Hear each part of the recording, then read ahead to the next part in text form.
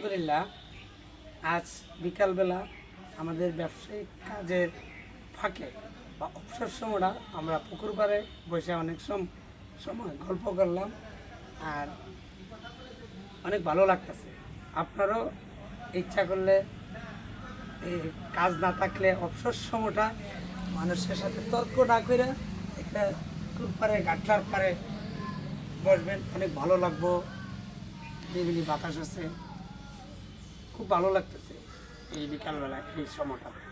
সবসময় নিজেকে সময় দেওয়া চেষ্টা করবেন, আমিও করি। সবাই ভালো থাকেন, সুস্থ থাকেন। পরামর্শ দিলাম, কথাতে ভুল হলে ক্ষমা দৃষ্টিতে দেখবেন। বিশেষ করে আমার যে আল্লাহর দান প্রতিষ্ঠানটা আছে, এটা শুধু আমার একা না, আপনাদেরও। সেই হিসাবে যদি আমাদের কোনো ভুল ত্রুটি হয়, আমাদের প্রতিষ্ঠানের যদি কোনো ভুল ত্রুটি হয়, তাহলে আপনারা ক্ষমা দৃষ্টিতে দেখবেন। আর আপনারা নিজের মতো করে আমাকে ভালোবাসবেন।